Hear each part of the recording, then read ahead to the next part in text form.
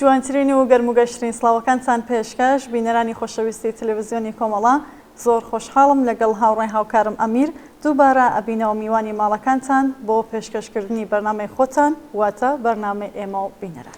بەڵێ زۆر سپاس چاوانگیان لەلامیشەوە سڵاوتان لەبێت عزیزان و خۆشەویستان هیوادارم کە لە هەر کوێیەکەن ساغ و سڵامەت بن و مەجالی وەشتان هەبێت تا کۆتایی بەرنامەی ئەم هەفتەیەش بینەر و بیسەرمان بن هەروەک ڕواڵی هەموو هەفتەم بەرنامەیەش دووبارە چەند بابەت و چەند نامەیەکی کە ئێوەی ئازیز زەحمەتتان کێشا و ناردووتانە لە خۆ دەگرێت.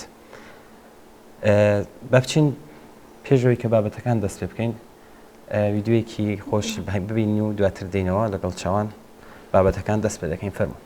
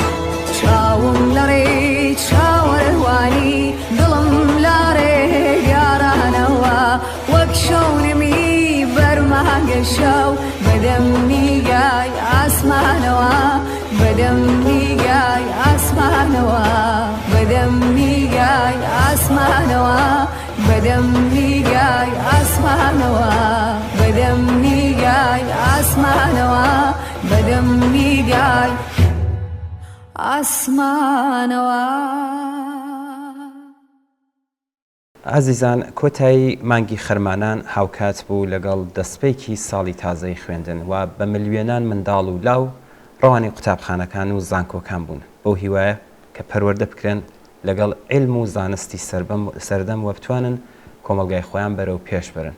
بەڵام ئەم هیوایە لە ئێرانی ژێردەسەڵاتی کۆماری ئیسلامی بە ئاسانی مەیەسەر نابێت چون ئەم دەسەڵاتە لە ماوەی 45 ساڵی ڕابردوویدا بە مەبەستی زاڵبوون بەسەر بواری زانست و پەروەردە و ڕێگریکردن لە شکستی دین لە بەرامبەر زانستدا قوتابخانەکانی کردووە بە فێرگەی ئاینی و شوێنی چاندنی تۆی خۆرافات و کۆنەپەرستی. لەم ناوەندانەدا لەبری ئەوەی یارمەتی منداڵان و نەوەی گەنج بدەن بۆ ئەوەی خۆیان و جیهانی دەوروبەریان وەک خۆی بناسن مێشکی قوتابیان بە زانیاری نادروست و ناپێویست دەشۆنەوەوە بەلاڕێیدا دەبن. دەبری ئەوەی دوایین دەستکەوتە زانستیەکان لە بواری پەروەردەدا بەکار بهێنرێت و خوێندکاران لە دوایین پێشکەوتنە زانستی و کۆمەڵایەتی و کولتوریەکان ئاگادار بکرێنەوە لە ڕێگەی کتێبە دەرسیەکانیانەوە مێشکیان پڕ دەکرێت لە خوراافاتە ئاینیەکان. بەڵێ ئەگەر چی ژەهری کۆنەپەرستی مەسهەبی کراوەتە ناو سیستمی پەروەرزەی ئێران و ئەم سیستمە بێبەشە لە پێشکەوتنە زانستی و شێوازە بەڕۆژکراوەکانی پەروەرزەی لە ئاستی جیهاندا، بەڵام بەخۆشیەوە پرۆژە پەروەرزەیەکانی ڕژیم شکستیان هێناوە و نمونەی هەرە بەرچاویشی لە دوورکەوتنەوەی بەربڵاوی لاوان لە ئایندا خۆی نیشان دەدات. بەڵام ئەگەر بۆ قوتابیان بە پێچەمەنیان چوونە ناو پۆلێکی سەرتر و بینینی هاوپۆل و هاوڕەکانیان شاد و دڵخۆشیان دەکات، بۆ مامۆستایان سەرەتای ساڵێکی پڕ لە ڕەنجی دیکە دەست پێ دەکات بۆ دەست و پەنجە نەرمکردن لەگەڵ ئەو کێشە و گرفتانەی کە ئەم ساڵیش وەک هەموو ساڵەکانی تر لەگەڵیدا بەرەڕوو دەبنەوە. لە خوارەوە بوونیاستی حەقدەستی مامۆستایان بەهۆی گرانی و هەڵاوسانی بەردەوام ژیانی توێژی مامۆستایانی ئێرانی خستوەتە ژێر هێڵی هەژاریەوە. زۆرێک لە مامۆستایان ناچارن بۆ دابینکردنی بژێوی ژیانی خۆیان و بنەماڵەکانیان دوای تەواوبوونی ماوەی کارکردن لە قوتابخانە کارێکی تر بدۆزنەوە. بەم شێوەیە سەعاتکاری زۆر و تاقەت پڕۆکێن نەک هەر کاتێکیان بۆ چێژوەرگرتن لە کۆڕی گەرمی بنەماڵە بۆ نامێنیتەوە، بەڵکو ڕاستەوخۆ کاریگەری لەسەر فێرکردن و پەروەردە لە ناو پۆلەکانیشدا دەبێت و بە ناچاری کوالسیەکەی دادەبەزێنێت. بەڵێ شێوازی ناهەماهەنگی پێدانی هەڵدەستەکان مامۆستایان بە بەراورد لەگەڵ موچەخۆرە دەوڵەتیەکانی دیکە بەکردەوە کردوێتە هاوڵاتی پلەدوو. پیشەی مامۆستایی نەک هەر ڕێزی لە ناگیرێت، بەڵکو دەکەوێتە بەر هەڵاواردن و سوکایەتی پێکردنیش. هەزاران مامۆستای وانە بێش بە گرێبەستی کاتی و بە کەمترین هەقدەست ساڵانێکە لە دوورە دەستترین شوێنەکانی کار دەکەن. بەشێکی زۆر لەو مامۆستانە کە بەهۆی کارکردن لە ناوچە دوورکەوتووەکان ناتوانن کارێکی دووهەم بدۆزنەوە، لە وەرزی هاویندا ناچارن پەنا ببنە بەر کرێکاری و کاری سەخت و دژوار. بۆ ئەوان وەرزی پشوو نەتەنیا بەواتای ئاسوودەیی و دەرکردنی ماندوێتی 9 مانگ کاری بەردەوامی وانەوتنەوە نیە، بەڵکو ساڵی نوێی خوێندن بە جەستەیەکی هیلاک و ماندوو بەهۆی کاری تاقەت پڕۆکێنەوە ساڵی نوێی خوێندن دەست پێ دەکەنەوە. بەڵێ سەرەڕای تەواوی ئەم دژوارانەی کە مامۆستایان تحمڵی دەکەن واقعەتێکی هیوا بەخش ئەوەیە کە مامۆستایانی ئێران لە بەرامبەر ئەم دۆخە سەختەدا بە چۆکدا نەهاتوون. ناڕزایەتی مامۆستایان لەم ساڵانەی دواییدا بەردەوام بەشێک بووە لە بزوستنەوەی زیندوی ئەم کۆمەڵگایە. تەنیا بە هاتنە مەیدانی هێزی بەرینی قوسابیان و خوێنسکاران، مەعەلیمان و مامۆستایان و گرێدانی خەبات و ناڕزایەتی ئەوان بە خەباتی چین و توێژە ناڕزایەتیەکانی دیکەی کۆمەڵگاوە نەکرد دەتوانرێت هۆڵەکانی کۆماری ئیسلامی بۆ زاڵبوون بەسەر فەزای پەروەردەییدا پوچەڵ بکرێتەوە، بەڵکو ڕێگای ڕزگاربوونی کۆمەڵگە ئێران لە چەنگ کۆنەپەرستی ئیسلامی دەسەڵاتداریش خۆش بکرێت. بەڵێ لە ئێرانی سبەینەی دوای ڕزگاربوونی لە چنگی ڕژیمی ئیسلامی بە جیاکردنەوەی دین لە دەوڵەت و پەروەردە لە مەسەب هەموو تواناکانی قوتابیان لە جیاتی بیری خۆرافات لە بواری پەروەردەی زانستیدا بەکاردەهێنرێت. چیتر هیچ منداڵێک لە خوێندن بێبەش نابێت و ناوەندە پەروەردەیەکان لە سەرجەم ئیمکاناتی پێشکەوتووی سەردەم بەهرەمەند دەبن. لەوەها بارودۆخێکدا بەهرەکان گەشە دەکەن و سەرمایەکی مرۆیی زۆر لە پێناو گەشەپێدان و بەرەو پێشچوونی کۆمەڵگادا دەکەوێتە کار. بە بۆنی دەستپێکی ساڵی نوێی خوێندنەوە پیرۆزبایی گەرمی خۆمان ئاراستەی قوتابیان، خوێندکاران، معەلیمان، مامۆستایان و سەرجەم کارمەندانی قوتابخانە و زانکۆکان دەکەین بۆ هیوای کە لە ساڵی نوێی خوێندندا ناوەندە پەروەردەیەکانی ئێران لە سەرانسەری وڵات پێشەنگی خەبات و ناڕزایەتیە مافخوازانەکانی بزوتنەوەی شۆڕشگێڕانەیشی نابن و لە سەنگەری قوتابخانەکاندا هەم وانە و هەم سیاست بدەنەوە. بەڵێ با لە کۆچاییدا ئەوە زیاد بکەم ئەمیر کە شارەزایکی یابووری دەڵێ فاکتەری سەرەکی و دیاریکەری دۆخی نالەباری ئێستای پەروەردەی گشتی لە ئێراندا سیستمی ئابووری کۆمەڵایەتی حکومڕانە و ئەم میکانیزمە وای کردووە 30% خەڵک بە هەژاری بمێنێتەوە و نزیکەی 800,000 کەس لانی کەم واز لە خوێندن بێنن. بەپێ راپۆرتی خەبەر ئۆنلاین ناوەندی ئاماری ئێران ساڵی ڕابردوو لە راپۆرتێکدا ڕایگەیاندووە 930,000 خوێندکاری ئێرانی وازیان لە خوێندن هێناوە. ئامارێک کە بە شێوازی خۆی شۆکهێنەرە. لە ئامارێکی تردا ئەمیر کە وەزارەتی پەروەردە بڵاوی کردووەتەوە باز لەوە دەکرێت کە 790,000 منداڵ و لاو بۆ ساڵی خوێندن ناویان تۆمار نەکراوە. بەڵێ دووبارە بینێ سەر بابەتێکی تر هەر لەسەر مانگی خەرمانانە. کۆتایی خەرمانان هەروە دیسانەوە بۆ کۆماری ئیسلامی ڕۆژی پیرۆزڕاگررتنی شەڕی 8 ساڵە بوو. هەموو ساڵێک کۆماری ئیسلامی ئەم ڕۆژانە هەروەک خۆیان باسی لێ دەکەن ئەم نیعمەتەواتە کارەساتی شەڕی 8 ساڵە پیرۆز ڕادەگرن. لەم ڕۆژەدا هێزی نظامی خۆیان نمایش دەدەن و جارێکی تر بیری دەخەنەوە کە ئەوان دەسەڵاتێکن کە شەڕ وەک نیعمەتێک دەزانن. لەم پەیوەندیەدا کاک ڕەحیم نووسراوەیەکی بۆ نردوین کە نووسیوێتی دیسانەوە ساڵیادی شەڕی 8 ساڵەیە و ڕوو لە دەسەڵاتداران دەکات و دەڵێ بەم بۆنەوە شەقامەکان پڕکەن لە وێنەی هەموو ئەو کەسانە کە ئێستا زمانیان بۆوتن نییە تۆپ و تانگ و موشک نمایش بکەن بڵێن شەڕیانی ئەمانە نەکا باسی بەدبەختیەکان و نەهامەتیەکانی شەڕ بکەن چۆن ئیمام وتبووی شەڕ نیعمەتە بەڵام باسی ئەوەش مەکەن کە نیعمەتەکەی بۆچێ بوو. بەڵێ شەقامەکان پڕ لە عەکسی کوژراوەکانی شەڕ بکەن بەڵام قسە لەوە مەکەن کە دەکرا بەر بە کوژرانی دەیان هەزار کەسیان بگیردرێت تا دایکان و باوکان ئازێدباری جگەرگۆشەکانیان نەبن. ساڵیادی شەڕ جەژن بگرن بەڵام باسی ئەوە مەکەن کە بریندار و کەمەندامانی شەڕ ئێستا لە نەخۆشخانەکان چی دەکێشن. باسی ئەزیەت و ئازاری هەموو ئەو کەسانە کە تووشی تێکچوونی دەرونی لەم شەڕەبوون نەکەن. باسی ئەوە مەکەن کە دەوا و دەرمانەکانیان دەبێ بە قیمەتێکی زۆر بەدەستبێنن ئەگینە ناتوان هەناسە بدەن. جێژن بگرن تۆپ و تانگ و موشک نمایش بدەن بەڵام باسی ئەو جایکانە مەکەن کە ئێستاش چاوەڕێ ڕۆڵەکانیان ماڵێن کە بە ناوی سەهمیە چەندە بێحۆرمەتی بە بنەماڵەکانیان دەکرێت. بەڵێ ساڵیادی شەڕ جەژن بگرن وە بە خەڵک بڵێن کە شەڕ مقەدەسە پیرۆزە نیعمەتە. کاتێک ئیسرائیلتان لە ناوبرد ئەم جارنۆرەی ئەمریکا و ئینگلیس و ئاڵمان و فەڕەنسەش دەکات بڵێن کە ڕزگاری بە شەریەت لە دەستی ئێوەدایەوە بە قیمەتی ماڵوێرانی و کاولکاری و بڕینی نان و ژیان و ئازادی شەیپوری شەڕ لێ بدەن چۆن شەڕ پێویستی دەسەڵاتتانە وەکو هەر ئەو کات کە باستان دەکرد ڕێگای قودس لە کەربەلایە و دواییش گویا ئازادی و ئاوەدانی ئێران. دیتمان هەمووی ئەمانە درۆ بوون درۆیەکی ئاشکرا ڕوون. شەڕ هەر بۆ ئێوە پیرۆز و مقەدەس بوو وە هەیە هەر بۆ ئێوە نەعمەت بوو وە هەیە بۆ خەڵک جگە لە ماڵوێرانی و کاولکاری و بێبەشی لە سەرەتایترین پێویستی ژیان هیچی تری بەدواوە نەبووە و نیشە. ئێستا هەموو ساڵێک بە بەرزکردنەوەی ئەم درۆیە هێزەکانتان پڕچەکتر بکەن لە نانی سفرەی خەڵک ببڕن و هێزە نیابەتیەکانتان بەهێز بکەن هێزە سەرکوتگەرەکانتان تیار بکەن و زیندانەکانتان لە ڕۆڵەکانی ئەم خەڵکە ئاوەدانکەنەوە لە شقامەکان هەڵکوتنە سەر کچەکانمان سوکایەتی و بێحورمەتیان پێ بکەن. لە ڕاستیدا ئەمە دیوی ڕاستەقینەی پیرۆز ڕاگررتنی شەڕ. بڵێ ڕۆژی دەستپێکی شەڕ ڕێز بگرن و بڵێن هەموو لایەنگری ئێوە بوون و هەن بەڵام باسیەوە مەکەن کە هەر ئێستا زۆربەی ئەو کەسانەی کە لە شەڕدا بوون و بە تەسادۆف ماون بێزارن لێتان وە لەعنەت و نفرینتان دەکەن.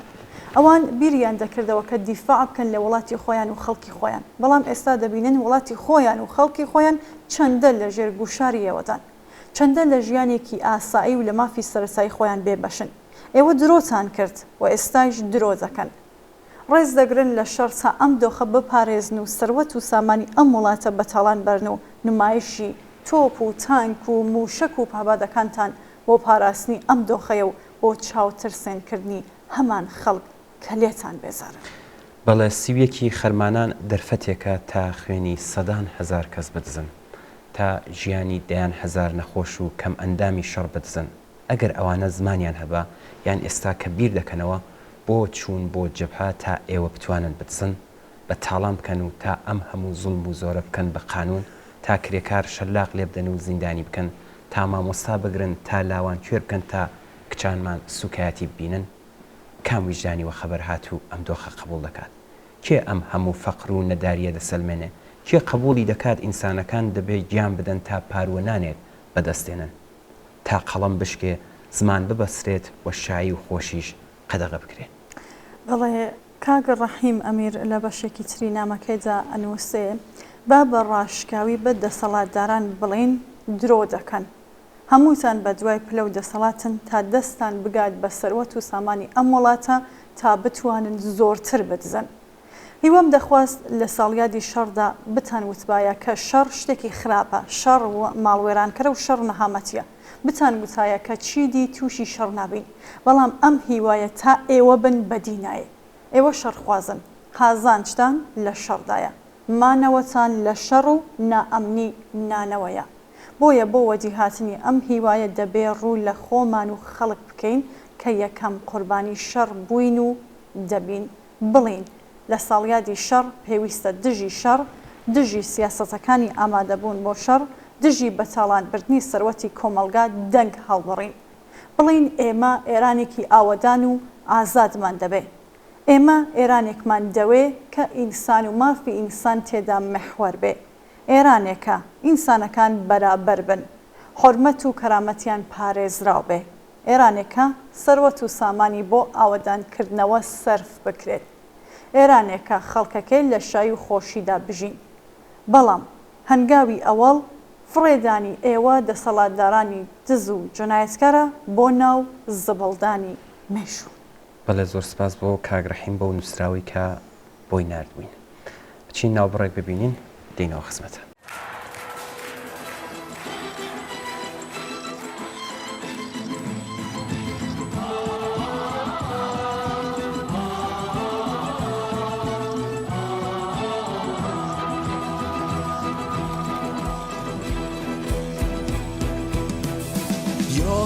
دبستانی من با من و همراه منی، چوب الف بر سر ما، بغض من و آه منی. حک شد اسم من و تو رو تن این تخت سیاه، ترکه بیداد و ستم مونده هنوز رو تن ما. دشت بی فرهنگی ما هرزه تمومه، علفاش خوب اگه خوب، بد اگه بد، مرد دلای آدماش. بست من و تو باید این پرده ها رو پاره کنه، کی میتونه جز من و تو درد ما رو چاره کنه. یار دبستانی من با من و همراه منی، چوب الف بر سر ما، بغض من و آه منی. حک شده اسم من و تو رو تن این تخت سیاه، ترکه بیداد و ستم مونده هنوز رو تن ما.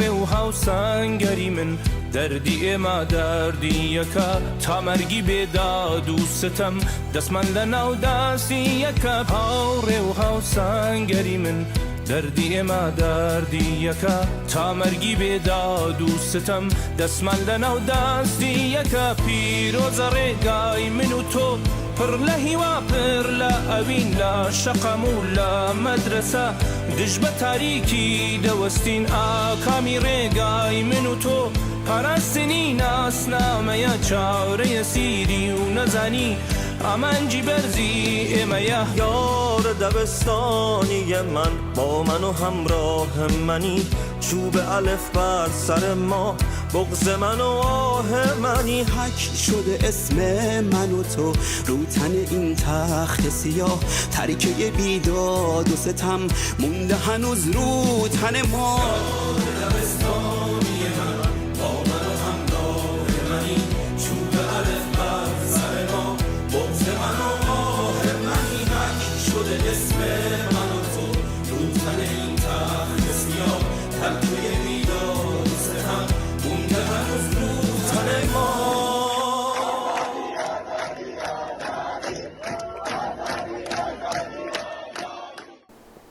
کۆتایی خەرمانان دووبارە هەروە هاوکات بوو لەگەڵ ڕووداوێکی دڵتەزم.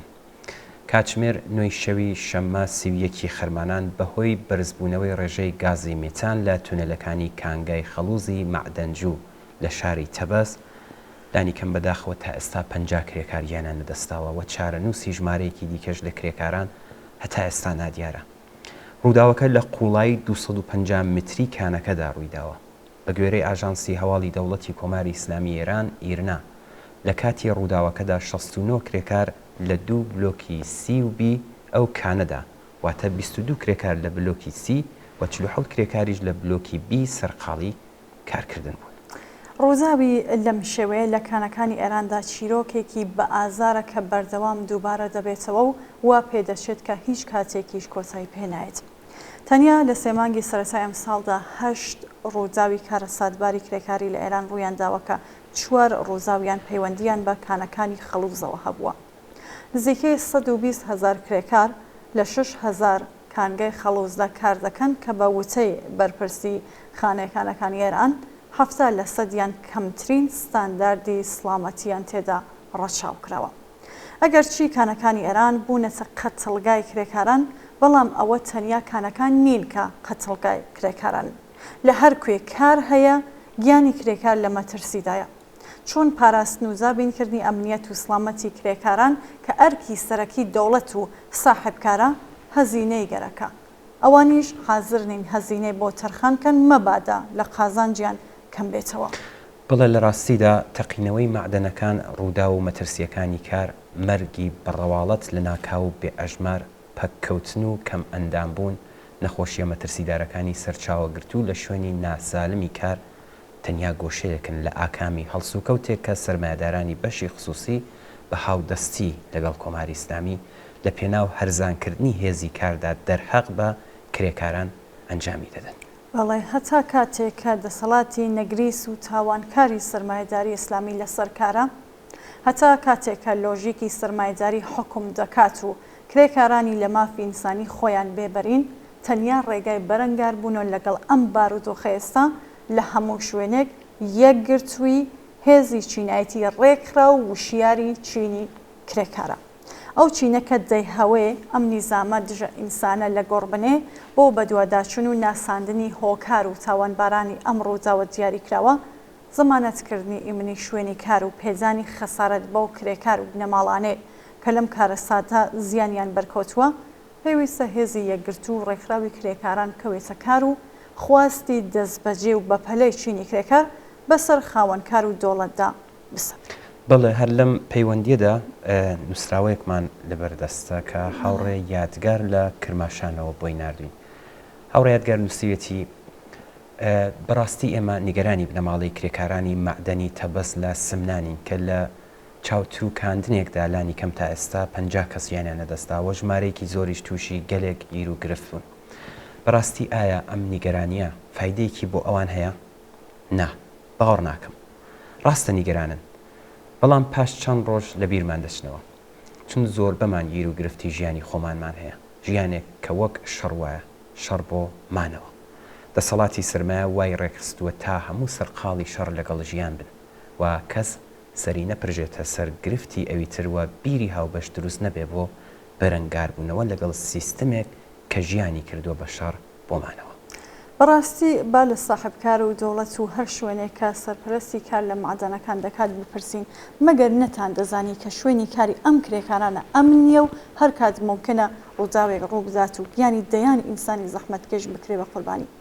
دێ بۆ کاتی خۆی نەچوون بە دوای ئەوەی کە ئەمنیەتی شوێنی کار بەرنە سەرێ و ستانداردی بکەن تا گیانی کرێکاران لە هەر ئەگەرێک پارێزراو بێت.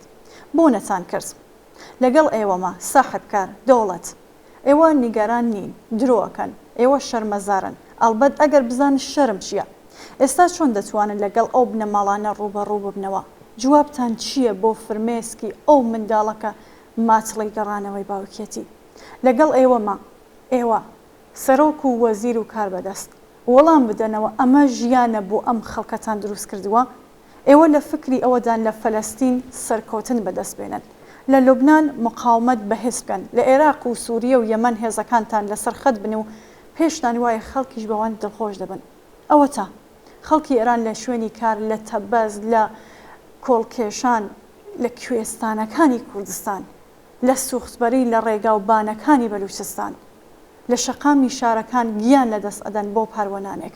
ئەم جارە ئێوە باسی مقاومەت و گەیشتن بەلوچکە دەکەن، خەجاڵەت ناکێشن، ئەڵبەت ئەگەر بزانن خەجاڵەت بوون چییە؟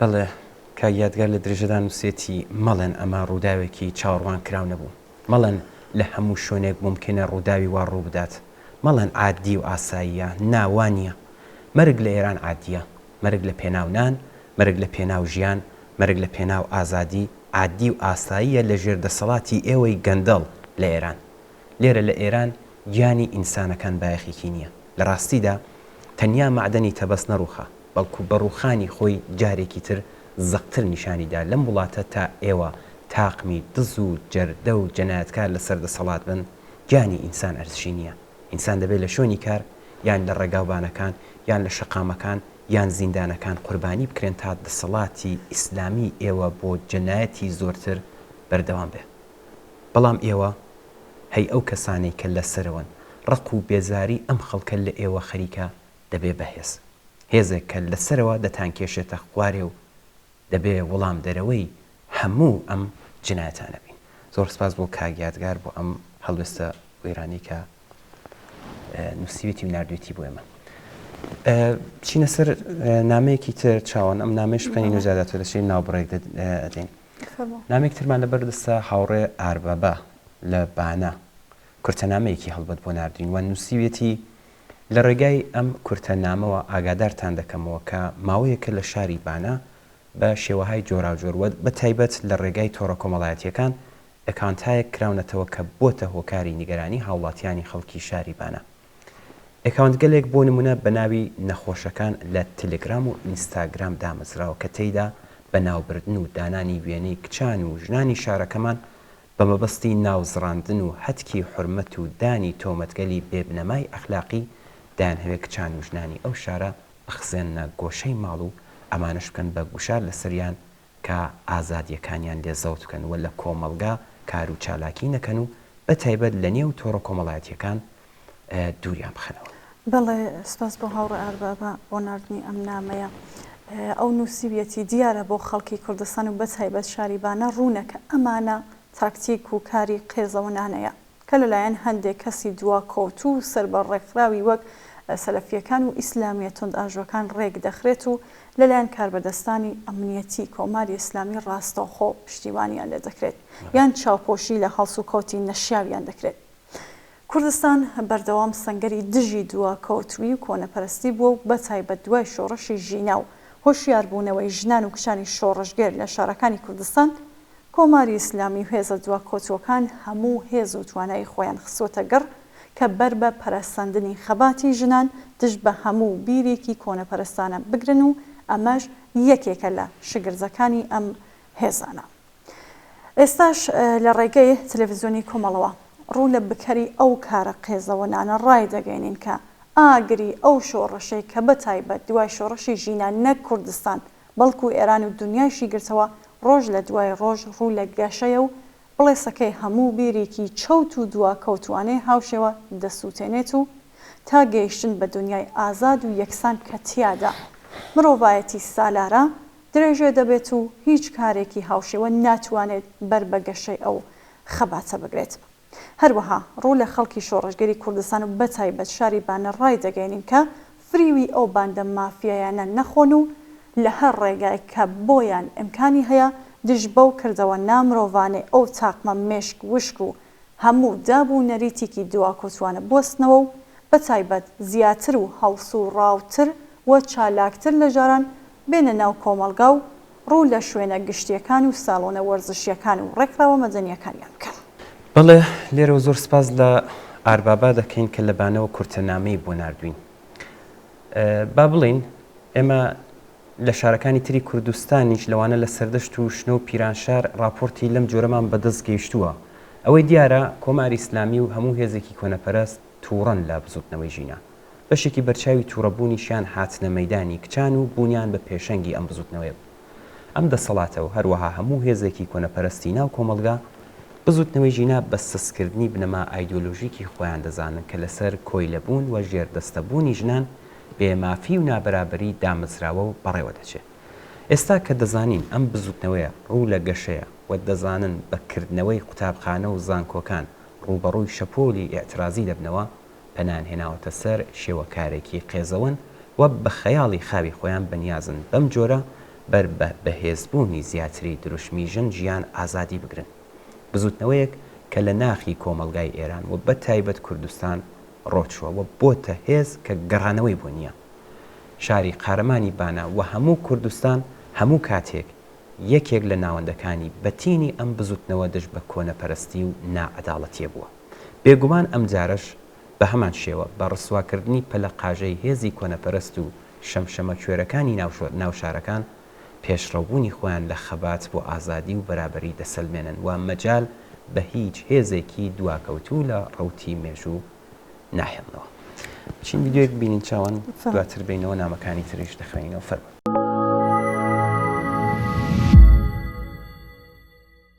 چاوان ماوەیەک پێش ئێستا بزانم لە بەرنامەی پێشووماندا بوو کە نامەیەکمان لەلایەن کۆمەڵێک لە لاوانی ڕۆژهەڵاتی کوردستانەوە خوێندەوە. ئەم ئەزیزانە دوبارە داوایان لێکردین جارێکی تر نامەکە و وەڵامەکەی بۆ ئاگاداری زۆرتری بینەرانمان بخوێنینەوە. ئێمەش لەسەر داوای ئەم بەڕێزانە ئەم نامە و وەڵام بە نامەکە جارێکی تر دەخەینە ڕوو. لە نامەکەدا هاتبوو نووسی بوویان هاوڕێیانی کۆمەڵە سلااوان لەبێت. ئێمە کۆمەڵێک لە لاوانی شارەکانی کوردستان نیگەرانی خۆمان لە بابەت ئەو زەخت و گوشارانە کە لەلایەن کۆماری ئیسلامی لەسەر ئێوەیە دەردەبڕین. بە تایبەت نیگەرانی ئێمە ئەوەیە کە بیستومانە ئەم زەخت و گوشارانە لە ڕێگای حکوومەتی هەرێمی کوردستانەوە بەڕێوە دەچێت. تکایە ڕوونکردنەوەی زۆرترمان پێ بدەن و بە تایبەت گەرەکمانە بزانین نەقش و دەوری حکوومەتی هەرێم لەم بارەوە چییە؟ بەڵێ زۆر سپاس لەم ئازیزانە بۆ دەربڕینی نیگەرانیان. نیگەرانی دەربڕینی ئەوان نیشانەی بە دەربەستبوونیانە. بە دەربەستبوون بەرامبەر بە بزوستنەوەی ڕزگاری خوازانە کە لاوانی شۆڕژگەری کوردستان نەقشی زۆر گەورەیان تیادا بووە و هەیە و هەروەها بەرابەر بە هێزە سیاسیەکانی نیشتەجێ لە هەرێمی کوردستان کە بە پاڵپشتی ئەم بزوستنەوەی دەزانن. ئەوەی ڕاستی بێت تا ئێستا ئێمە لە ڕێگای جۆر بە جۆرەوە هەوڵمان داوە ڕاستیەکان بگوازینەوە و هەمووانی لێ ئاگادارکەینەوە. ئەو زەخت و گوشارانە لەسەر لایەنە سیاسیەکانی ڕۆژهەڵاتی کوردستان ئێدامەی هەمان زەخت و گوشارەیە کە لە ناوخۆی کوردستان و تەنانەت گشت ئێران لەلایەن کۆماری ئیسلامیەوە وەک سیاسەتێکی جێکەوتوو بەڕێوە دەچێت. هەمان سیاسەت لە گرتن و ئەزیەت و ئازاردان و تەنانەت ئاعدام کە بووەتە تەنیا ئامرازی دەستی کۆماری ئیسلامی بۆ بەرپرسدانەوەی شەپۆلی گەڕانەوەی جەماوەری خەڵکی ئێران دژ بە دەسەڵاتی کۆماری ئیسلامی. ئەم ڕاستیە شتێکی شاراوە نییە. بۆ خۆیان ئەلبەت بە زمانی خۆیان تایبەت بە خۆیان کۆڵی لێ ناکەن. بەڵێ چاوان بۆ خۆشیان دەزانن کە نامۆن بە ژیان و گوزران و ماف و خواستی و چاڕوانی خەڵکی. تەنیا ڕێگای بەردەست ترساندن و تۆقاندن و سەرکوتە. ئەوان دەزانن کە هێزە سیاسیەکانی نیشتەجێ لە هەرێمی کوردستان ئێستا چالاکی نظامی ناکەن. دەزانن کە شوێنی نیشتەجێبوونیان کاملەن غیری نظامیە و دەزانن کە ئێستا هەڕەشەی نظامی نین. بەڵام بەم حاڵەشەوە لە ڕێگای جۆرا و جۆرەوە زەخت دەخەنە سەر حکوومەتی هەرێم کە تەنانەت شوێنی نیشتەجێبوونیان بگوازنەوە. بۆ چۆن ڕوون و ئاشکرایە کە ئەو داوایە نەک هەر جێگۆڕکەیەکی ئاسایی بەڵکو شەڕێکی نەفسیە کە بۆ زەربەدان لە حیزبە سیاسیەکان و دابەزاندنی وەرەی جەماوەری کوردستان و لە هەمان کاتیشدا شکاندنی سم ئەو ئێعتباری حکوومەتی هەرێمی کوردستانە بەڕێوە دەچێت. ئەگینا جیا لە چالاکی نظامی کە دەتوانێت بیان و بێ باقیەکەی ئیشی ناوخۆی هەرێمی کوردستانی عێراقە کە چۆن مامەڵە لەگەڵ هێزە سیاسیەکان دەکات و لەکوێ مەجای چالاکی سیاسیان بۆ دیاری دەکات. بەڵام حکوومەتی ئیسلامی بە نفوزی لە نێو حکوومەتی ناوەندی عێراق ئەم ئیجازە ناڕەوایە بەخۆی ئەدات لە سیاسەتەکانی ناوخۆی عێراق و هەروەها هەرێمی کوردستان دەخاڵەت بکات. بەڵێ بەداخەوە کێشە و گرفتەکانی ناوخۆی هەرێمی کوردستان دەرفەتی بۆ کۆماری ئیسلامی ڕەخساندووە تا کەڵکیان لێ وەرگرێ و دەخاڵەتی تیادا بکات.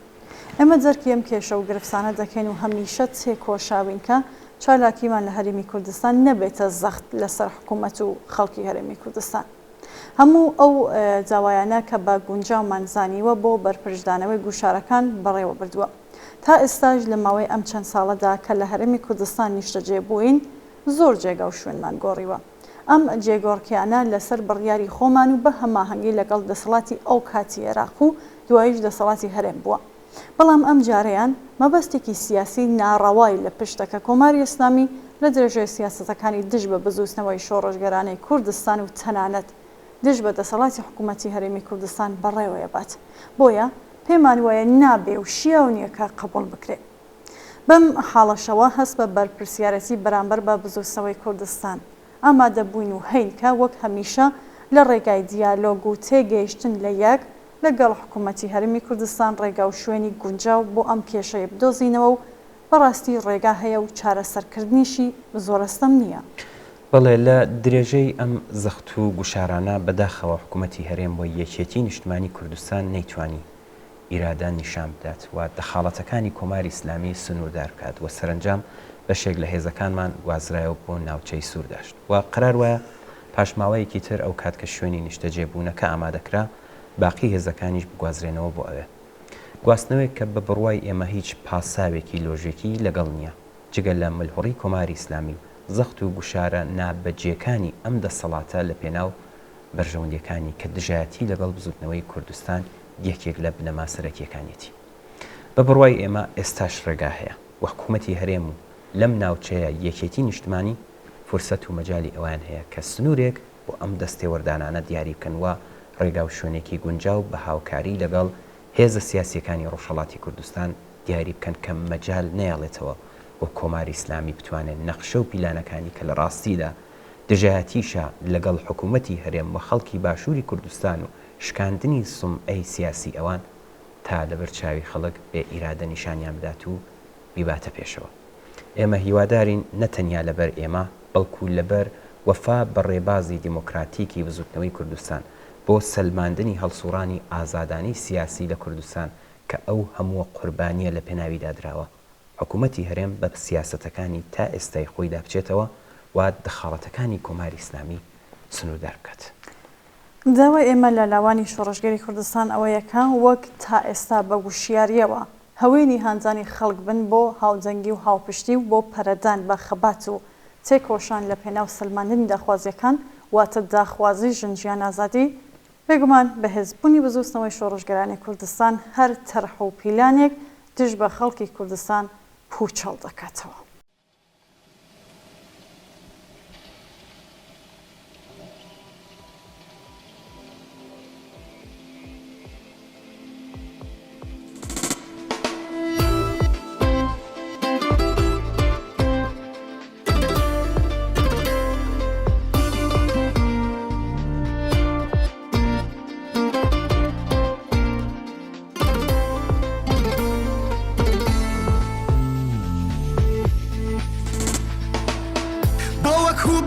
بشورین روماتیکش دارکان چشتی دریا چین خونی ماس یخم بارکان بابا گریجی گنم رنگین بکین گش دشتکان بو هجاری سفرکان من با بخنین شیرینان بو هجاری سفرکان من با بخنین شیرینان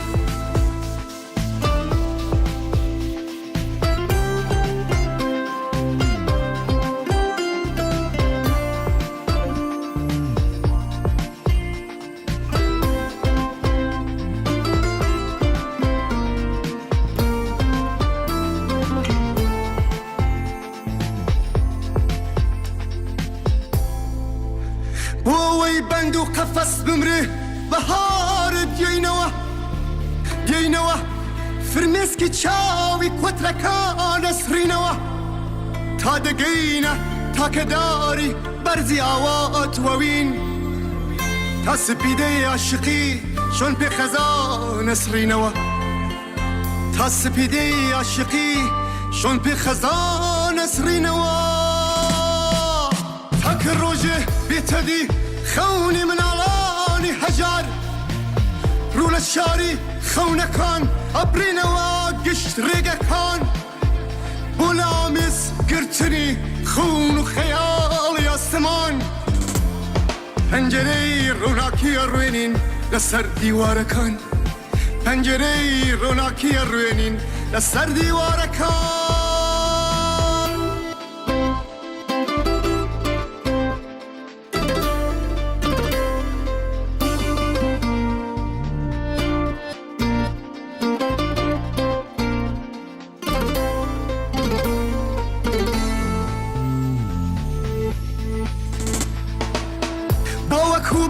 بشورین روماتیکش دارکان کشتی دریا چین خونی ماس یخم بارکان بابا گریجی گنم رنگین بکین گش دشتکان بو هجاری سفرکان من با بخنین شعرینان بو هجاری سفرکان من با بخنین شعرینان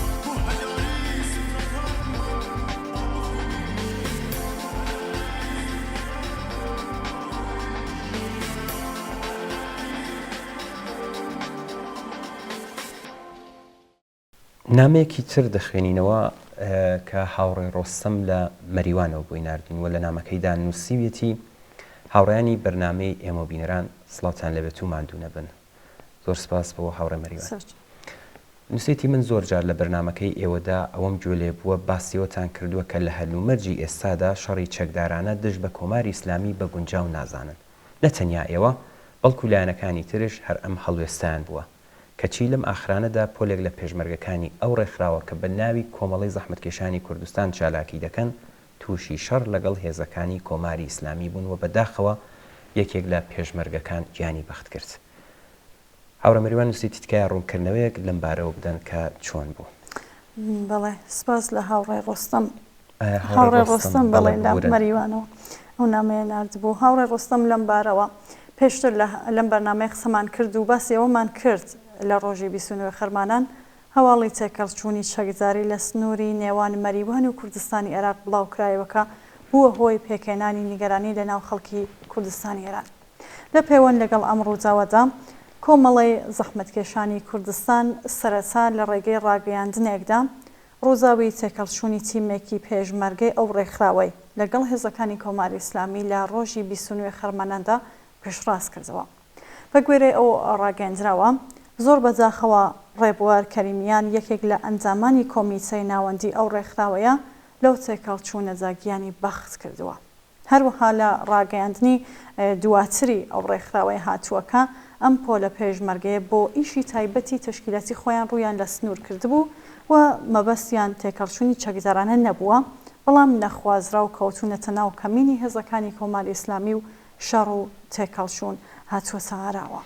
بڵێ هەر ئەو کات ئێمە وێڕای دەربڕینی داخ و کەسەری خۆمان سەبارە سپم ڕووداوە بە بۆنەی گیانبەختکردنی کاگ ڕێبوار کەریمیان ناسرا و بە ڕێبوار دارسەیران و ڕاگەاندنی سەرخۆشی خۆمان بە بنەماڵە و هاوڕێیانی ئاماژەمان بە چەند خاڵ کرد.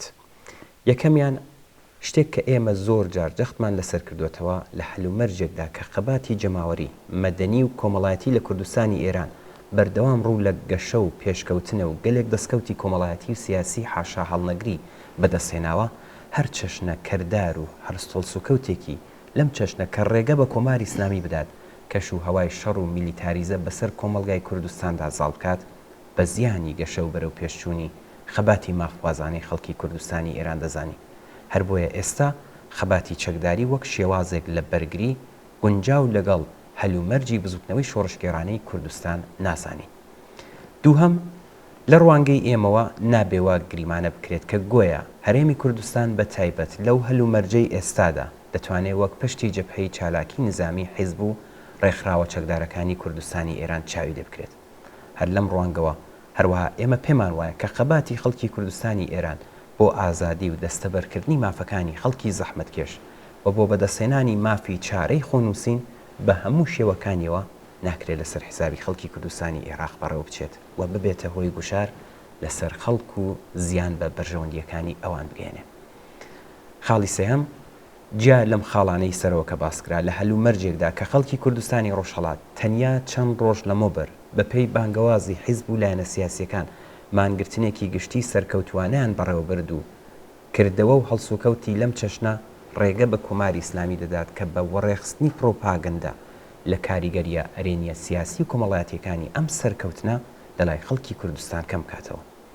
لە کۆتاییشدا ئەوەش ماوەتووە دیارە سەرڕای دەربڕینی خەم و پەژارەمان لەم ڕووداوە کە بوو بەهۆی گیانبەختکردنی پێشمەرگەیەک دەبێت بە وشیاریەوە مەجای ئەوە نەهێڵین کە کۆماری ئیسلامی بەهرەبەرداری سیاسی لێ بکات وە بیکاتە ئامرازێک بۆ گوشاری زیاتر بۆ سەر خەڵکی کوردستان. درێژەدان بە خەباتی جەماوەری ڕۆشنبیری و هەوڵدان بۆ بەهێزکردنی ڕێکخراوە جەماوەریەکان و پێکهێنانی هاودەنگی و هاوپشتی لە نێو خەڵکی کوردستان ئەرکی نەگۆڕ و هەنووکەیمانە هیوادارین کە کاک ڕۆستەم لە مەریوانەوە ئەم نامەی من داوای لێبوردن دەکەم کە ناوەکەیم بە هەڵەوت وڵامی پێویستت بەم نامەیە وەرگرتێت چین ناوبڕێک ببینن دواتر دەین نامەیەکی تر دەخوێنینەوە.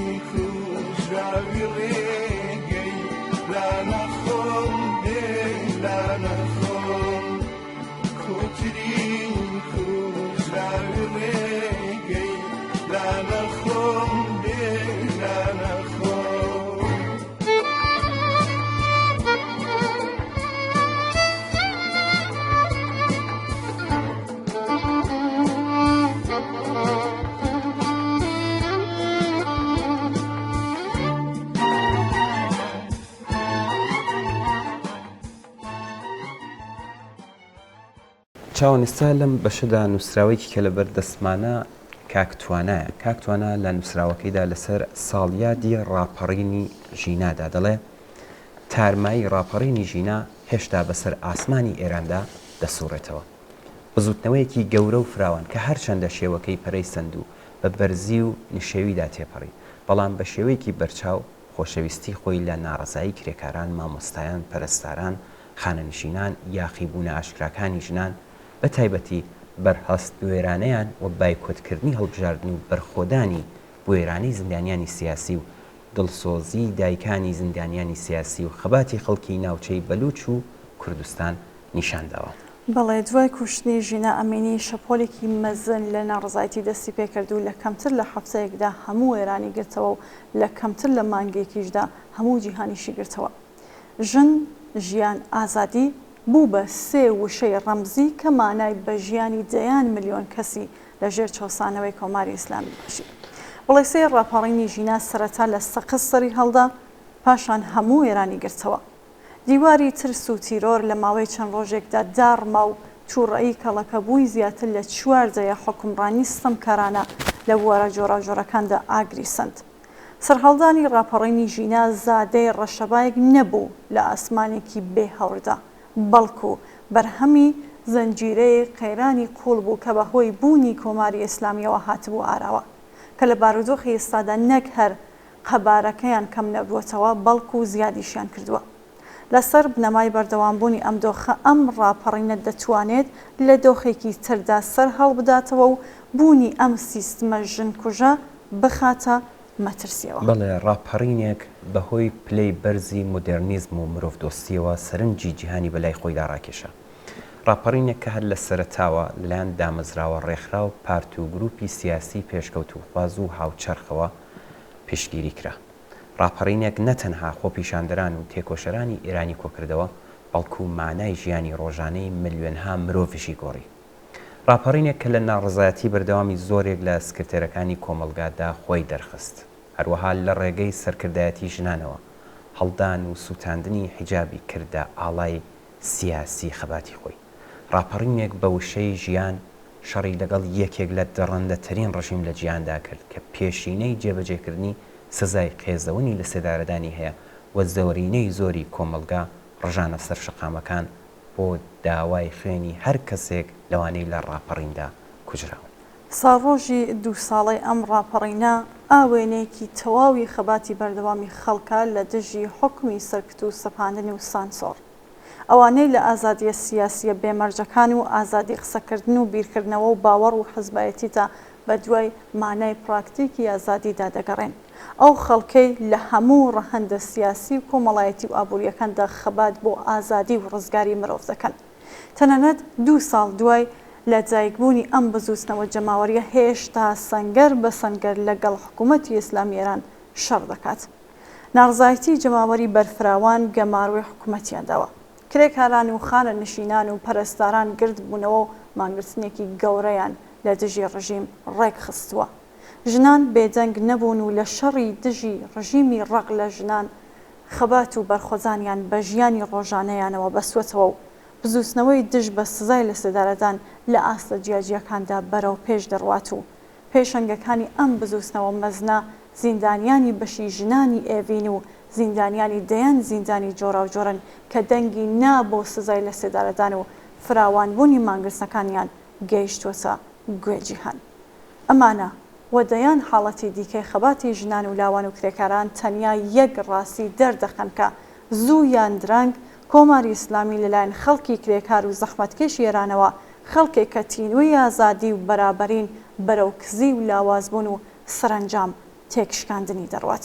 ئەم دۆخە و سەرکەوتنی ئەم شۆڕشەی کە ئێستا لە دەمارەکانی کۆمەڵگای ئێراندا دەجوڵێت بەدەستێت. بەڵێ زۆر سپاس بۆ کاکتوانە بۆ نووسراوی کە بۆ نردوین ئێمەش بە پێویستی دەزانین لەم بەشەدا پەخشانێک لە هاوڕێ محەممەد قادری کە بۆی نردوین ئێمە لەم بەشەدا بیخوێنیەوە. پەخشانەکەوە دەست پێ دەکات لەم وڵاتە مەینەت لێدراوە کە بۆنی نمەی بارانی لێتۆرابوو ڕەشەبای جەهل و خورافات ببووە لەمپەر و ڕێگری شنەی بژوێنەری شەماڵ شایی و ڕەشبەڵک و هەڵپەڕکێ لە ژێر تازیانەدا دەیان ناڵاند. شێعر و سرود و گۆرانی شۆڕشگێڕانە بە تاوانی سربزەوی و دەنگ هەڵبڕین حکمی ئەبەدیان بۆ دەرەچوو. ئازادی بە تاوانی هەناسەدان سێدارە و قەنارەی بۆ هەڵدەخرا. لەچک بە تاوانی هاوارکردن قەمچی جەلادی بۆ چەور ئەکرا. گول لەو ساچمەش بە یەکسانی لە جێگای نان دابەش دەکرا. شۆڕشی ژەنجیان ئازادی کە لە قەبرستانی ئایچی شاری سەقزی سەربەرز چەخماخەکەی لێدرا و هەموو ئێرانی گرتەوە لەمپەری جەهل و خورافاتی تێگڕوخاند. شایی و ڕەشبەڵک و هەڵپەڕکێ کردە دەستپەیکی ڕاسان و خرۆشان. شێعر و سرود و گۆرانی شۆڕشگێڕانە بوونە ئاهەنگی ڕێخستنی شەقام و کۆڵان. بەڵێ شۆڕشی ژەنجیان ئازادی بوو ورە و هێز و تووڕەیی هەژاران و ستەم لێکراوان و ئازادی خوازانی کردە سکڵی ژێرخۆڵەمێش کە بە هەر شنە شەماڵێک بگەشێتەوە بڵێ سەبستێنێ و گڕب هاوێ بەڕووی داگیرکەر و سەرکوتگەر و جەلاددا. بەڵێ شۆڕشی ژەنجیان ئازادی خۆساز دەکا مان دەگرێ شەقام دەهەژێنێ خەو لە چاوی زاڵم و داگیرکەر و جەلاد دەزڕێنێ و ڕێگای گەیشتن بە ئازادی و سربەستی بەرین ئەکات و بەرین ئەکات. زۆر سپاس بۆ هەم بۆ کاکتوانە بۆ نووسراوی کە بۆی نردین و سپاس بۆ هاوڕێ محەممەد قادریش بۆ ئەم پەخشانەی کە نردی. چین ناوبڕێک ببینین دەینەوە خزمەتە.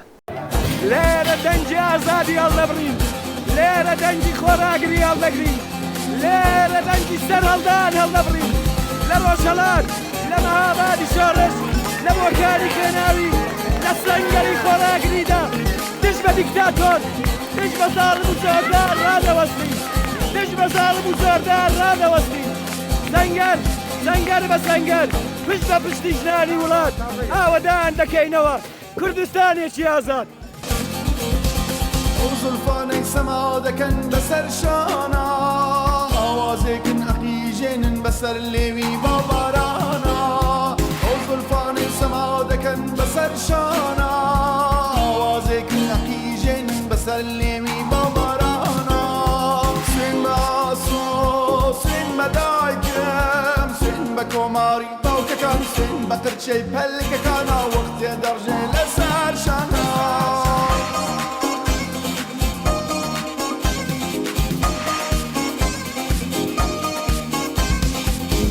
مەزروی کۆڵانەکان چاوەڕوانی شەقامەکان بۆ ژنجیان بۆ ئازادی بۆ دوا ڕۆژێک پڕ لە شادی بۆ ژنجیان بۆ ئازادی بۆ دوا ڕۆژێک پڕ لە شادی بۆ هیواتان ناواتەکان بۆ زانیاری خەباتەکان.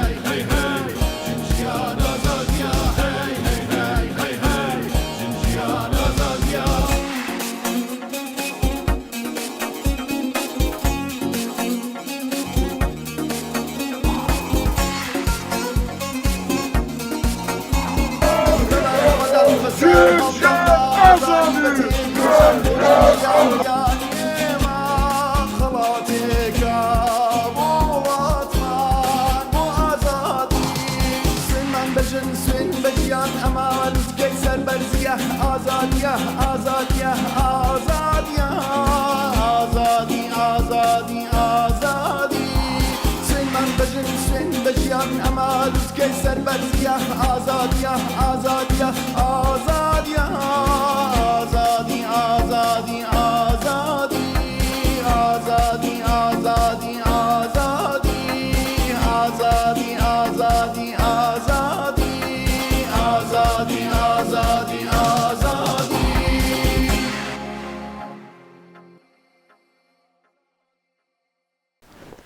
چاوان لە چەند نام و پەیامدا هەروە خۆشت ئاگاداری پرسیار کراوە ئایا کۆماری ئیسلامی بەم گۆڕانکاریانە لەسەرەوە ئەنی مەبەستە دیارە مەبەست ڕێگادان بە بەرەی ئیسلاحوازی ناو حکوومەت توانای چارەسەرکردنی ئەو کێشە قوڵ و بەرفراوانی هەیە کە ژیانی بۆ زۆربەی دانیشتوانی ئێران سەخت و دژوار کردووە لە وڵامدا ئەمە دەڵێن بە پێی لێکۆڵینەوەکانی بانکی نێودەوڵەتی لە ماوەی ساڵانی 1990 تا 2023 زاینی قیمەتی پێداویستیەکانی ژیان لە عەرەبستان 55%، ئازەربایجان 312%، لە مێسر 897% و لە ئێران 12000% بەرز بۆتەوە. هەروەها بەوتەی وەزیری کار ژمارەی خەڵکی هەژار لە ماوەی 18 ساڵی ڕابردوودا دوو بەرابەر بووە و لە 12 تا 15% گەیشتۆتە 30%. بەم شێوەیە 25 میلیۆن و 400 هەزار ئێرانی هەژارن و دەرامەدیان بۆ دابینکردنی تەنانەت خۆراکی پێویستیش نییە. بە پێی قسەی پزیشکیان ئێران بە 100 میلیارد دلار بۆ نوێکردنەوەی ژێرخانی ئابووری و پێداویستەکان جگە لە پێویستی بە 100 میلیارد دلار سرمایه‌گوزاری دەرەکی هەیە. ئەمەش لە کاتێکدایە کە سیستمەکە لە دابینکردنی پێداویستیەکانی ڕۆژانەی هاوڵاتیان وەک ئاو و گاز و کارەبا و بنزین تووشی ئاستەنگێکی قوڵ بووە. بەڵێ بە پێ دوایین پێوانەکردنی سەرتاسەری وەزارەتی ئێرشاد 91% خەڵکی ئێران لە بارودۆخی ئێستا ناڕازین و داوای گۆڕانکاری دەکەن. هەروەها کۆشکردن لە وڵات بژاردەیەکە لەسەر مێزی زۆرێک لە خاوەنکاران و خاوەن شارەزایان تایبەت و خاوەن شارەزایانی تایبەت وە ئەزمون و هیترا. ئەگەر هەموو ئەم کێشانە بخەینە پاڵ یەک تەنها بە بزوستنەوەیەکی بەهێزی کۆمەڵایەتی دەکرێت ڕوبەڕووی هەموو ئەم کێشانە و گرفتانە ببینەوە و بەسەریاندا زاڵ بین. خامنەئی پێی وایە بە تێوەگلانی بەشێک لە ئیسلاحخوازان لە حکوومەت و ئەنجامدانی نەشتەرگەریە ئابوووریەکان دەتوانێت بە سڵامەتی بە قەیرانەکاندا تێپەڕێت. پێی وایە بەبێ گۆڕانکاریە بنەڕەتی لە بواری ئابووری، سیاسی، فەرهەنگی و کۆمەڵایەتی ئەم دۆخە تێپەڕێنێ. بۆ نمونە ناوەندی دەسەڵات لە ئێران هێشتا ئامادە نییە بۆ دابینکردنی گەردشی ئازادانەی زانیاری و لابردنی فیلتر لەسەر ئینتەرنێت. بەڵێ چاوان باسی فیلترت کرد بە ئەوە بڵێم 5 وڵات کە خێراترین خەتی ئینتەرنێتیان لە جیهاندا هەیە ئەو تا هەر لە دەوروبەری ئێراندا کەچی خێرایی ئینتەرنێتی ئێران لە جیهاندا پلەی 157. با بچینە سەر باسەکەمان جیا لە بابەتی فیلتر با پرسین ئایا کۆماری ئیسلامی دەتوانێت شێوازی ژیانی ئازاد بە فەرمی بناسێ؟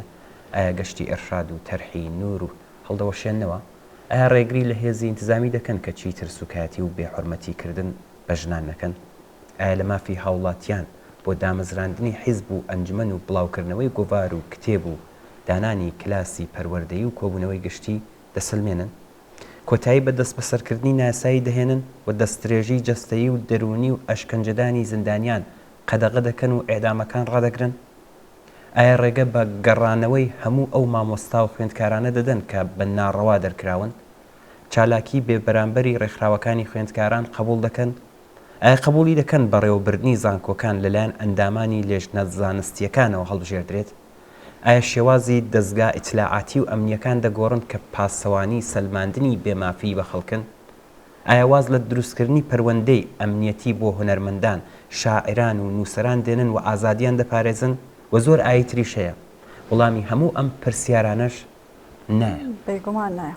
ڕاست وایە. ئێمە دەزانین کە کۆماری ئیسلامی نە بە نیازە وەڵام بەم پرسیارانە بداتەوە و نەتوانای وەڵامدانەوەیشی هەیە. هەروەک زۆر جار باسمان کردووە ئەمیر، کۆماری ئیسلامی یانی مانەوە و بەردەوامبوونی هەمووی ئەمانە و زۆر شتی تریش. کێشە کەڵەکەکراوەکانی ئێستا ڕەگوڕیشەیان لە 3 هۆی سەرەکیە کە بریتین لە دەسەڵاتی سەرەڕۆ و بێ ئەنجام کە لێپرسینەوە کە ئێستا خۆی بەسەر هەموو جومگەکانی کۆمەڵگادا داسەپاندووە، ڕەهابوونی سنوور و دەسەڵاتی زۆرەم لێ حکوومەت لە بواری سیاسی یا بووری فەرهەنگی و کولتوری و سەرنجام ناڕازیبوونی ملت. چاوم ببوورە من دێمە ناو قسەکانت بە بۆ وای من هەروەها جگەل لەو بابەتانە کە ئێستا خۆت باست کرد پێویستی کۆتایی بە شەڕەکان بە وەکالەت لە ناوچەکە گرنگە بۆ ئەوەی گەشەسەندنی ئابووری و زانستی و تەکنیکی لە ئێراندا ئەولەویەتی پێ بدرێت بەبێ کەمکردنەوەی پەرەسەندنی بەردەوام لەگەڵ جیهانی دەرەوە و کۆتایی هێنان بەو سیاسەتانی کە دەبنە هۆی گرژی و ئالۆزی ناتوانرێت ئەم قەیرانانە تێپەڕێنرێت. ئەمیر سپاس بۆ خاڵە گرنگانە کە باست کرد. دەستگای ناوەندی دەسەڵات لە ئێراندا دەبێ بزانێت کە خەڵکی ئازادی خوازیێران لە سەرەتای بزۆستنەوەی مەشروتەوە نیشانی داوەکە بە نەخشێکی کاریگەر لە هەندێک حاڵەتدا ڕۆڵی هەیە لە بواری دیاریکردنی چارەنووسە. شاید حاڵێکی بێجەنگ و تەماشەوانێکی شەرمەزاری ڕووزاوەکان نەبووە و نییە. بۆ بەجیهێنانی گەشەپێدان و یەکسانی و دیموکراسی ئەولەویەت دەدات بە گۆڕانکاری. بەڵام تا ئەو ڕادەیەکە لەسەرەوە ناومێت دەبێت. لە خوارەوە هێزی خۆی بەکاری دەهێنرێت و بە خۆڕاگری زاواکاریەکانی مافی خۆی واتە عەداڵەت و ئازادی و پێشکەوتن جێبەجێ دەکات. نمونەی بەرچاوی ئێستایە. ئەگەرچی دەسەڵاتی سەرەڕۆ و خۆسەپێنەر بۆ مانەوەی خۆی پەنای بردووەتە سەرکوت، بەڵام خەڵکی ڕاپەڕی وازیان نەهێناوە و نەکشاونەتەوە. ڕاستیەکە ئەوەیە کە حکوومەت لە ئێران نەدەیەوێت و نەدەتوانێت ئەو ئامانجانێ سەرەوە بەدی بهێنێت. سروشتی ڕاستەقینەی ئەم حکومڕانیە لەگەڵ مافی هاوڵاتیان لە ململانێ بەردەوامدایە.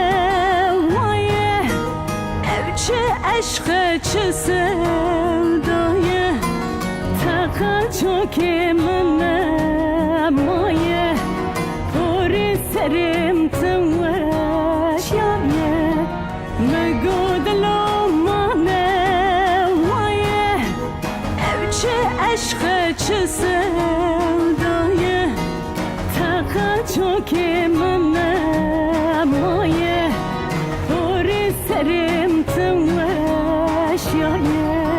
مگو دلو مانه وایه او چه عشق چه سودایه تقا چوکی من مایه پوری سرم توشیانه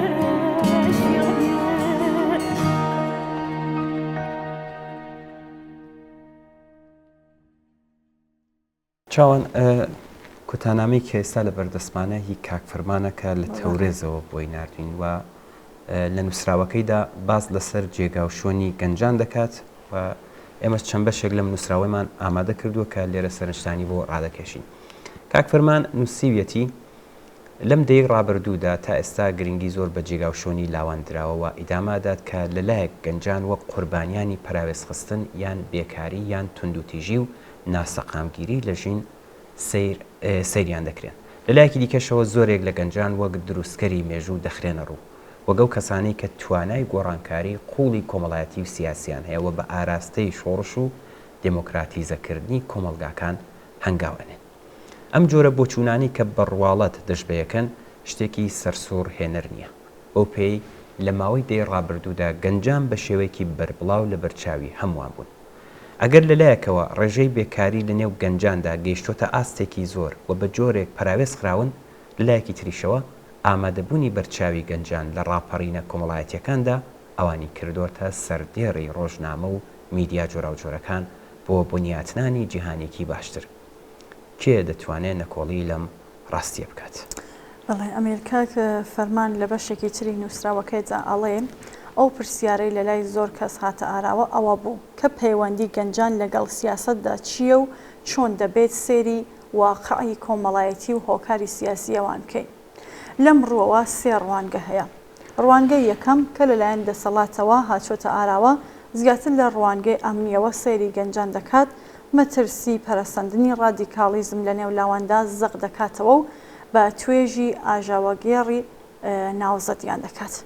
ڕوانگەی دووهەم لە ڕوانگەی ئیسلاح و ڕێفۆرم گەنجان هەڵدەسەنگێنێت و بانگەشەی ئەوە دەکات کە لاوان داخوازیەکانیان دەبێ وردە وردە و لە ڕێگای ئاشتی خوازانە و هێمنانە بەرنەپێشەوە کە ئاکامەکەی دەکات بەوەی کە نابێ سیستمی مەوجود تووشی داڕمان کات. و لە کۆتاییدا لە ڕوانگەی سێمدا گەنجان وەک گروپێکی کۆمەڵایەتی شۆڕەشگێری و جێبەجێکاری نەزمی نوێ دەناسرێن و لێکۆڵینەوەیان لەسەر دەکرێت. بەڕاستی ئایا ئەوان چینی مەترسیداری سەردەمی ئێستان کە ژیانیان تێکەڵ بە ناسەقامگیری، تاکایەتی، زیادەڕەوەی و لادان بووە؟ ئایا بەڕاستی گەنجان دیموکراسی، شۆڕەشگێری و خەون و خەیاڵی نەزمی نوێ کۆمەڵایەتین یان کەسانی هەمیشە بێدەسەڵات بێهیوا و کەمتەرخەمن؟ بەڵێ لەگەڵ فراوانبوونی پەروەردەی گشتی لە سەدەی بیستمەوە بە پێچەوانەی سەردەمەکانی پێشوو گروپێکی کۆمەڵایەتی لە چوارچێوەی گەنجاندا دروست بوو و لە ڕووی کۆمەڵناسیەوە جێی سەرنج بوو. ڕاستیەکە ئەوەیە کە گەنج تەنیا بە ئاماژەدان بە گروپی تەمەن پێناسە ناکرێت، چون تەمەنی جیاواز دراوەتە پاڵ گەنج، بەڵکو پێویستە مرۆڤ گرنگی بە پێگەی ئەوان لە بنیاتنانی کۆمەلگا و پەیوەندیان لەگەڵ دەسەڵاتی سیاسیدا بدە. گەنجان پەیوەندیەکی نزیکیان لەگەڵ سۆشیال میدیا هەیە، واتە ناسنامەی خۆیان نەک تەنها لە پەیوەندی لەگەڵ بارودۆخی وڵاتەکەی خۆیان، بەڵکو لە پەیوەندی لەگەڵ ئەوەی لە جیهاندا دەگوزارێت و لە پەیوەندی لەگەڵ گەنجانی وڵاتانی دیکە بنیاد دەنێت. بەڵێ با بچینە سەر ئەو پرسیارەی کە پەیوەندی گەنجان و سیاسەت چییە و گەنجان وەک گروپێکی کۆمەڵایەتی تایبەت چ جۆرە سیاسەتێک دیاری دەکەن. سیاسەتی گەنجان پەیوەندی بە هەوڵدان بۆ وەرگرتنەوەی گەنجی هەیە، هەوڵدان بۆ بەدیهێنانی گەنجی، بەڵام باسی گەنج لە سیاسەتدا شتێکی ترە. بۆیە جێ باسەکە گەنجان وەک گروپێکی کۆمەڵایەتی خاوەن تایبەتمەندی زانستی چ جۆرە سیاسەتێک پەیڕەو دەکەن.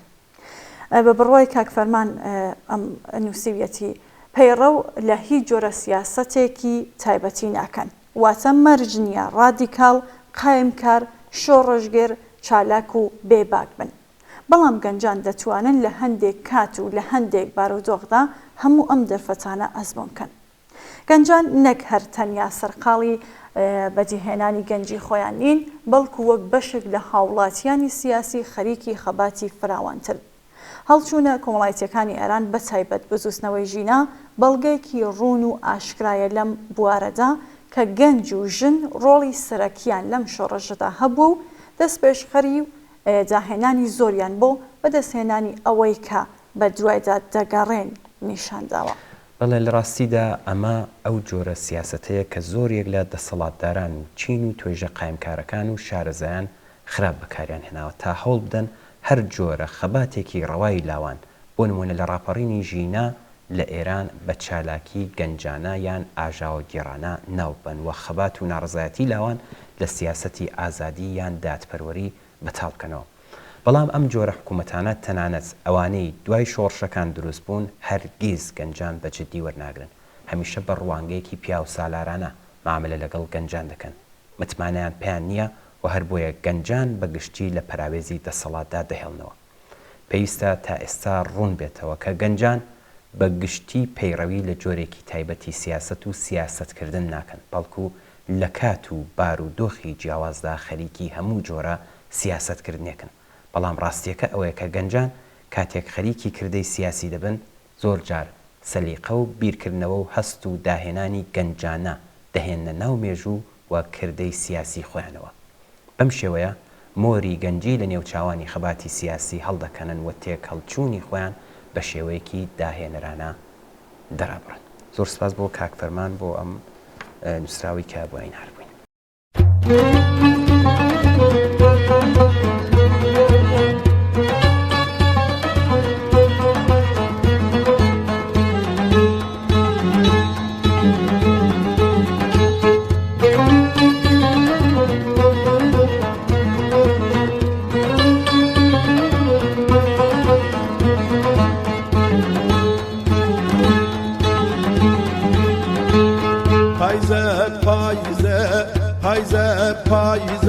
پایزە و هەواران پایزە و هەواران وەک بووکی ڕەش پۆشماتن لە سوێی دڵداران لە سوێی دڵداران لە سوێی دڵداران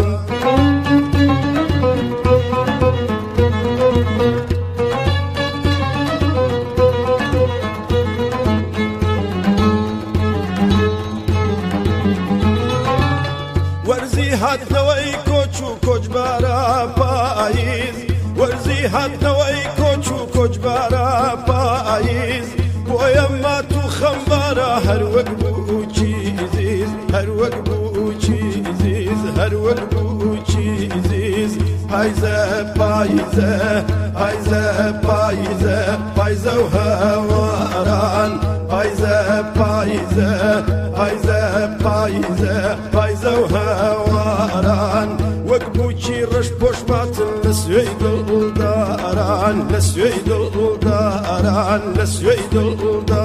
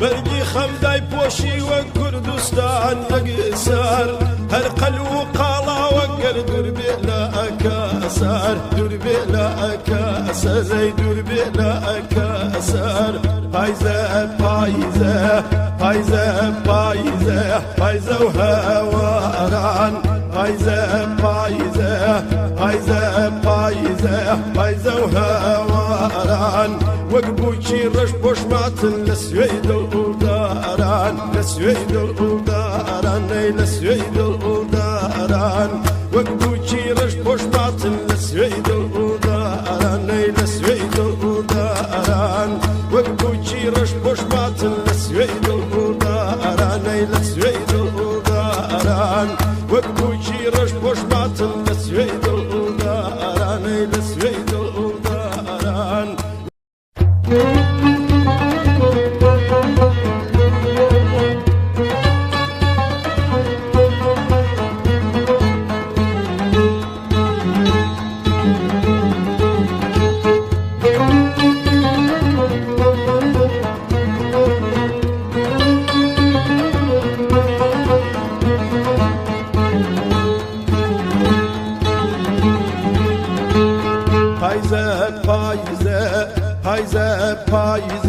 بايزة وهواران بايزة بايزة بايزة بايزة بايزة وهواران وقبوشي رش بوش ماتن لسويد الداران لسويد الداران لسويد الداران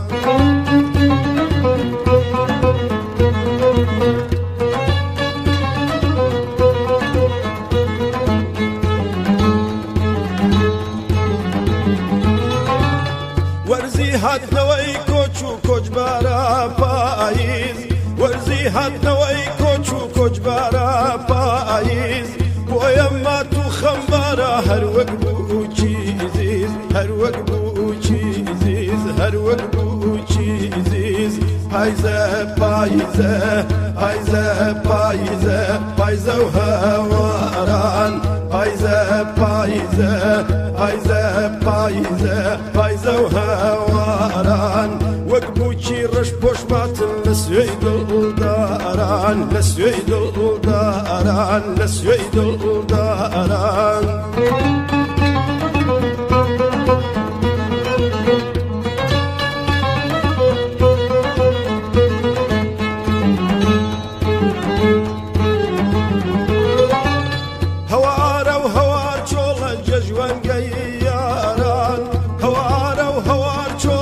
جوان قياران هاور بمال مكواني او خوش جاران او خوش جاران او خوش جاران بايزة بايزة بايزة بايزة بايزة وهواران بايزة بايزة بايزة بايزة بايزة وهواران وقبوشي رش بوش ماتن لسويد الداران لسويد الداران لسويد الداران ڕۆژی پێنجشەممە 24 سپتامبر خانمە هونەرمەندی کورد فەتانە وەلیدی لە تەمەنی 71 ساڵیدا بەداخەوە کۆچی دوایی کرد. هونەرمەند فەتانە وەلیدی لە ساڵی 1953 لە بنەماڵەیەکی هونەری لە شاری سنەی ڕۆژهەڵاتی کوردستان لەدایک بووە و هەر لە منداڵیەوە ڕووی کردە هونەری موسیقا و ئاواز و توانی ببێتە یەکێک لە ژنە ڕەچەشکێنەکان لە مەیدانی هونەر و موسیقای کوردی. باوکی فەتانە گۆڕانی بێژ بووە و کەمانی ژەنیوە. هەر لە منداڵیەوە فەتانە لە لای حەسەن کامکار دەست بە فێربوونی وانەکانی میوزیک دەکات. لە تەمەنی 7 ساڵیەوە دەستی بە گۆرانی وتن کرد و لە ڕادیۆی سنە گۆرانیەکانی تۆمار دەکرد. بۆ ئەو سەردەمەی کۆمەڵگای کوردی گۆرانی وتن تەنانەت بۆ پیاوانیش وەکو کارێکی نەشیا و سێر دەکرا. بۆ هۆیەوە فەتانە ڕوبەڕووی جۆرەها توانج و تانە و کاری نەشیا بوویەوە. بەڵام کۆڵی نەدا و بەردەوام بوو لە درێژەدان بە هونەرەکەی. ئەم خانمە هونەرمەندە لە ڕادیۆی سنە و کرماشان 56 گۆرانی تۆمار کردووە. یەکێکە لە دیارترین گۆرانی بێژەکانی کوردستان. چەندین ساڵ بوو تەندروستی ناجێگیر بوو. ئێمە وێڕای دەربڕینی خەم و پەژارەمان لە کۆچی دوای ئەم هونەرمەندە هەڕ بەدڵ سرەخۆشی خۆمان ئاراستەی بنەماڵە و هەسوکاری هونەرمەند فەتانە وەلیدی دەکەین. نازدارە بێ نازەکەی شاری سنەی باوان ئارام بگرە. شاید مەرگ حەسانەوە بێت لە دەرد و ڕەنجی ژیان.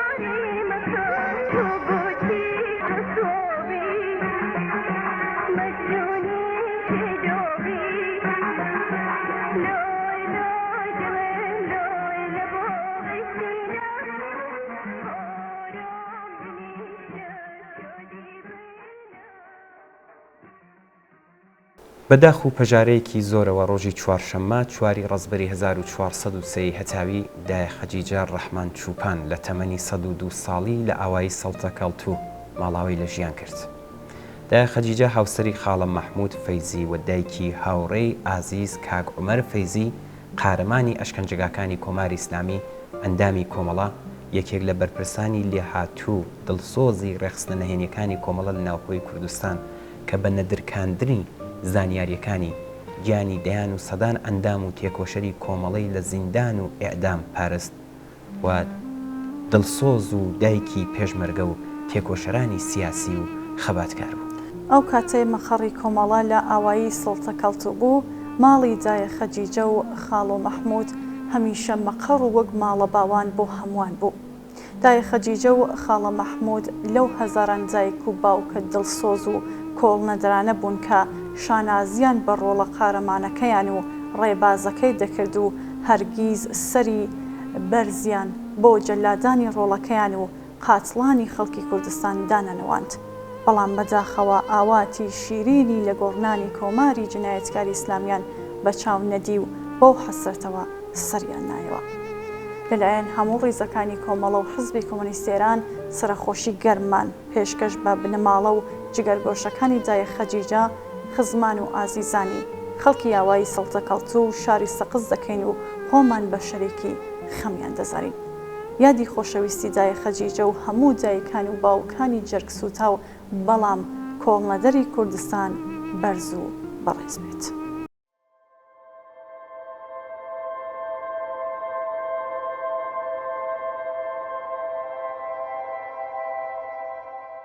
لێ وەرگرپێت دووبارە چاوەڕێی نامە و ئیمەیل و پەیوەندیەکانی تەلەفۆنی ئێوەین بۆ هەرچی زۆرتر بەرنامەکەی خۆتان و بۆ ڕازاندنەوەی بەرنامەکەی خۆتان حتمما پەیوەندیمان پێوەگرن و ڕابۆچوونەکانتان باسکەن.